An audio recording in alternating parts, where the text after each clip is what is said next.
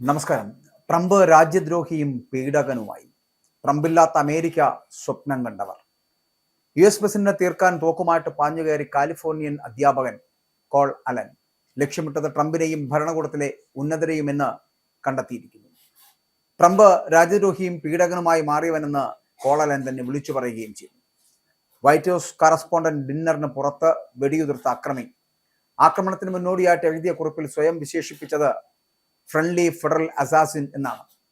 വാഷിംഗ്ടണിലെ ഹോട്ടലിൽ ശനിയാഴ്ച രാത്രി ആഡംബരപൂർണ്ണമായിട്ടുള്ള മാധ്യമ വിരുന്ന് നടക്കുന്നതിനിടെ വെടിവെപ്പ് നടത്തുന്നതിന് കൃത്യം 10 മിനിറ്റ് മുമ്പാണ് 31കാരനായിട്ടുള്ള കോൾ അലൻ ട്രംപ് വിരുദ്ധമായിട്ടുള്ള ഈ കുറിപ്പുകൾ തന്റെ കുടുംബാംഗങ്ങൾക്ക് അയച്ചു കൊടുത്തത് എന്നാണ് പറയപ്പെടുന്നത്.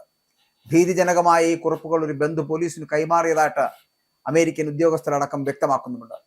ന്യൂയോർക്ക് പോസ്റ്റ് റിപ്പോർട്ട് ചെയ്തതനുസരിച്ചിട്ട് കോൾ അലന്റെ മാനിഫെസ്റ്റോയിൽ ഇപ്രകാരം പറയുന്നു: മറ്റൊരു കവിൾ കൂടി കാണിച്ചു കൊടുക്കുക എന്നത് നിങ്ങൾ നേരിട്ട് അടിച്ചമർത്തപ്പെടുമ്പോൾ ചെയ്യേണ്ട കാര്യമാണ്. ഞാൻ തടങ്കൽ പാളയങ്ങളിൽ പീഡനത്തിനിരയായ വ്യക്തിയല്ല. വിചാരണ കൂടാതെ വധിക്കപ്പെട്ട മത്സ്യത്തൊഴിലാളിയുമല്ല. സ്കൂളിൽ ബോംബ് സ്ഫോടനത്തിൽ കൊല്ലപ്പെട്ട കുട്ടിയോ പട്ടിണി അനുഭവിക്കുന്ന കുഞ്ഞോ അല്ലെങ്കിൽ ഈ ഭരണകൂടത്തിലെ നിരവധി കുറ്റവാളികളാൽ പീഡിപ്പിക്കപ്പെട്ട കൗമാരക്കാരിയോ അല്ല. മറ്റൊരാൾ അടിച്ചമർത്തപ്പെടുമ്പോൾ മറ്റൊരു കവിൾ കാണിച്ചു കൊടുക്കുന്നത് ക്രിസ്തീയമായ പെരുമാറ്റമല്ല.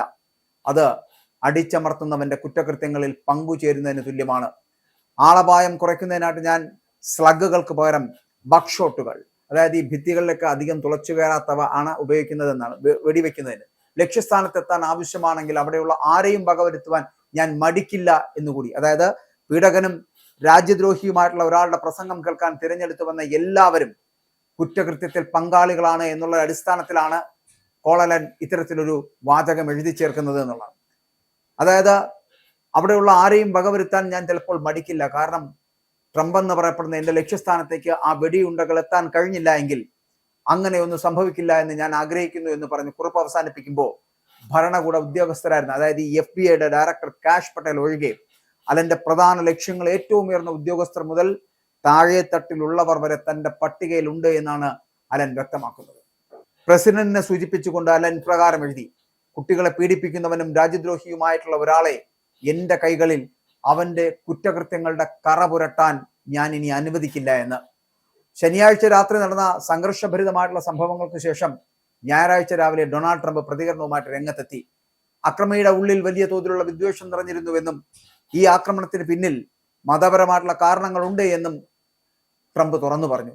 അയാളുടെ ഉള്ളിൽ കുറെ കാലമായി വലിയ പകയുണ്ടായിരുന്നുവെന്നും അതൊരു മതപരമായിട്ടുള്ള കാര്യമാണ് എന്ന് തനിക്ക് തോന്നുന്നതായിട്ടും ക്രിസ്ത്യൻ വിരുദ്ധമായിട്ടുള്ള ശക്തമായിട്ടുള്ള നിലപാടായിരുന്നു അതെന്നും അവന്റെ കുറിപ്പ് പുറത്തുവിട്ടോ എന്ന് എനിക്കറിയില്ല എന്നും പറഞ്ഞുകൊണ്ടാണ് പ്രസിഡന്റ് തുറന്നടിച്ചത്. അവന്റെ ജീവിതത്തിൽ ഇനി വലിയ പ്രശ്നങ്ങൾ നേരിടേണ്ടി വരും. ഇത് വളരെ വലിയ മോശമായിട്ടുള്ള ഒരു സാഹചര്യമാണ് എന്നാണ് ട്രംപ് പറഞ്ഞു വെക്കാൻ ശ്രമിച്ചത്. കാലിഫോർണിയയിലെ ടോറൻസിൽ നിന്നുള്ള അധ്യാപകനാണ് അക്രമിയായിട്ടുള്ള കോൾ അലൻ എന്ന് പറയപ്പെടുന്ന വ്യക്തി. ഇയാൾ മാനിഫെസ്റ്റോ തയ്യാറാക്കിയ കാര്യവും ഇയാളുടെ കൈവശം തോക്കുകൾ ഉണ്ട് എന്ന വിവരവും സഹോദരങ്ങൾക്ക് അറിയാമായിരുന്നു. അവർ അലനെക്കുറിച്ച് ആശങ്കാകുലരായിരുന്നു. ശനിയാഴ്ച രാത്രി വാഷിംഗ്ടൺ ഹിൽട്ടൺ ഹോട്ടലിലെ സുരക്ഷാ ഉദ്യോഗസ്ഥരെ വെട്ടിച്ച് തോക്കുമായിട്ട് അലൻ അകത്തേക്ക് ഓടിക്കയറുന്ന ഞെട്ടിക്കുന്ന CCTV ദൃശ്യങ്ങൾ പുറത്തു വന്നപ്പോൾ കറുത്ത വസ്ത്രം ധരിച്ച് തോക്കേന്തി ഹോട്ടലിനുള്ളിലേക്ക് അലൻ കുതിച്ചുപായുന്ന വീഡിയോ ട്രംപ് തന്നെ തന്റെ ട്രൂത്ത് സോഷ്യൽ പ്ലാറ്റ്ഫോമിൽ പങ്കുവെക്കുകയും ചെയ്തു. അലൻ ഓടിപ്പോയ ഉടൻ തന്നെ അവിടെ ഉണ്ടായിരുന്ന സുരക്ഷാ ഉദ്യോഗസ്ഥർ തോക്കുകളുമായിട്ട് പ്രതികരിക്കുന്നത് ആ ദൃശ്യങ്ങളിൽ വളരെ കൃത്യമായി കാണുകയും ചെയ്യാം. പ്രതിയുടെ പക്കൽ ഷോട്ട് ഗൺ, ഹാൻഡ് ഗൺ, ഒന്നിലധികം കത്തികൾ എന്നിവ ഉൾപ്പെടെ നിരവധി മാരകായുധങ്ങൾ ഉണ്ടായിരുന്നതായിട്ട് പോലീസ് തന്നെ വെളിപ്പെടുത്തുകയും ചെയ്യുന്നു.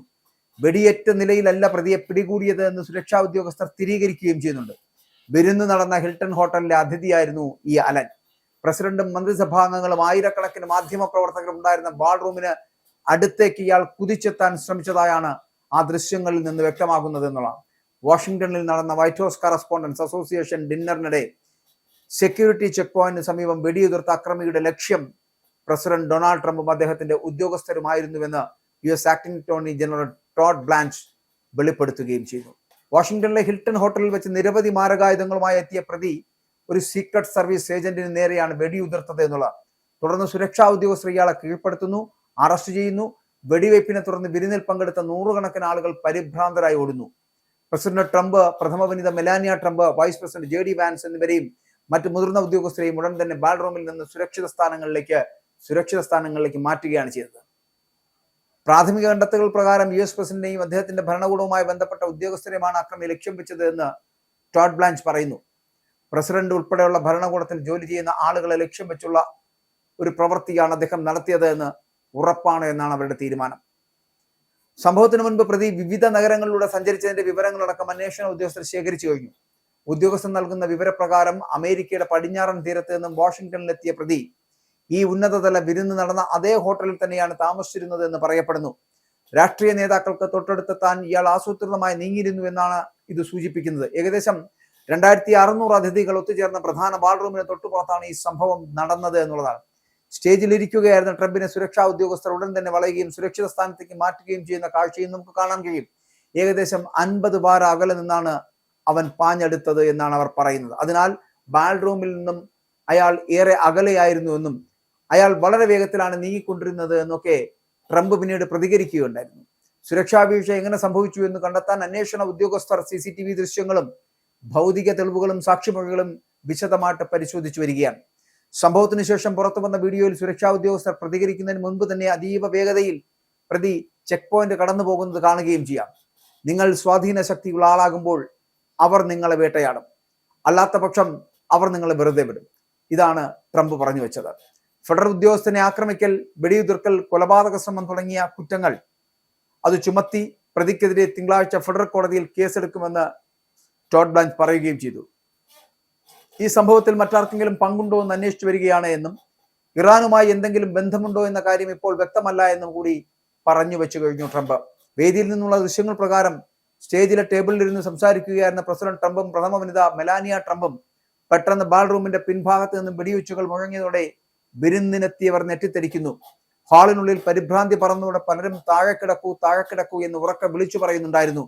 നൂറുകണക്കിന് അതിഥികൾ ഉടൻ തന്നെ മേശകൾക്ക് താഴെ അഭയം പ്രാപിക്കുന്നു. ഈ സമയം സുരക്ഷാ ഉദ്യോഗസ്ഥർ തോക്കുകൾ പുറത്തെടുക്കുകയും ക്യാബിനറ്റ് അംഗങ്ങൾ ഉൾപ്പെടെയുള്ള മുതിർന്ന ഉദ്യോഗസ്ഥരെ തറയിൽ കിടത്തി സ്വന്തം ശരീരം കൊണ്ട് അവർക്ക് സംരക്ഷണം ഒരുക്കുകയും ചെയ്തു. മറ്റു ചില ഏജന്റുമാർ പ്രദേശം സുരക്ഷിതമാക്കാൻ അതിവേഗം ശ്രമം തുടങ്ങി. തുടർന്ന് അത്യാധുനിക ആയുധങ്ങൾ ഏന്തിയ സുരക്ഷാ സംഘം സ്റ്റേജിലേക്ക് കുതിച്ചെത്തുകയും തോക്കുകൾ ഹാളിന് അഭിമുഖമായിട്ട് ചൂണ്ടി സംരക്ഷണ വലയം തീർക്കുകയും ചെയ്തു. Melania Trump, vice president JD Vance എന്നിവരെ ഉടൻ തന്നെ പുറത്തെത്തിച്ചു. മറ്റുദ്യോഗസ്ഥരെയും അതീവ ജാഗ്രതയോടെ ഹാളിൽ നിന്നും മാറ്റി. ഹാളിലുണ്ടായിരുന്ന ഭൂരിഭാഗം പേരും മേശകൾക്ക് മേൽ പതുങ്ങിയിരിക്കുമ്പോഴും ഒരു കൂട്ടം ആളുകൾ USA എന്ന മുദ്രാവാക്യം വിളിക്കുന്നുണ്ടായിരുന്നു. ഇതിനിടെ സുരക്ഷാ സേന സാഹചര്യം നിയന്ത്രണ വിധേയമാക്കി. ഇവിടെ റോയിട്ടേഴ്സ് റിപ്പോർട്ട് ചെയ്യുന്ന അനുസരിച്ചാണെങ്കിൽ ട്രംപിനെ സ്റ്റേജിന് പിന്നിലേക്ക് മാറ്റുകയും ഏകദേശം 1 മണിക്കൂറോളം അവിടെ നിർത്തുകയും ചെയ്ത ശേഷമാണ് പുറത്തേക്ക് കൊണ്ടുവന്നത് എന്നാണ് പറയപ്പെടുന്നത്. തനിക്ക് പരിപാടി ഉപേക്ഷിച്ചു പോകാൻ താല്പര്യമില്ലായിരുന്നു എന്ന് പിന്നീട് അദ്ദേഹം പറയുകയും ചെയ്തു. ട്രംപ് 2024 പെൻസിൽവാനിയയിൽ ബട്ട്ലറിൽ നടന്ന വധശ്രമത്തെ അതിജീവിച്ച ശേഷം മുഷ്ടി ചുരുട്ടി ആവേശം പ്രകടിപ്പിച്ച ട്രംപിന്റെ അതേ പോരാട്ട വീര്യമാണ് ഇവിടെയും പ്രകടമായത് എന്നുള്ളത് ശ്രദ്ധേയമാണ്. ട്രംപിനെതിരെയുള്ള ജനങ്ങളുടെ വെറുപ്പ് അത് വർദ്ധിക്കുന്നു എന്നുള്ള കാര്യത്തിൽ തർക്കമില്ല. ട്രംപ് രാജ്യദ്രോഹിയും പീഡകനുമായി മാറിയിരിക്കുന്നുവെന്നും ട്രംപില്ലാത്ത ഒരു അമേരിക്കയാണ് സ്വപ്നം കാണുന്നതെന്ന് പറയപ്പെടുന്ന ജനങ്ങളുടെ എണ്ണം അമേരിക്കയിൽ വർദ്ധിക്കുന്നു.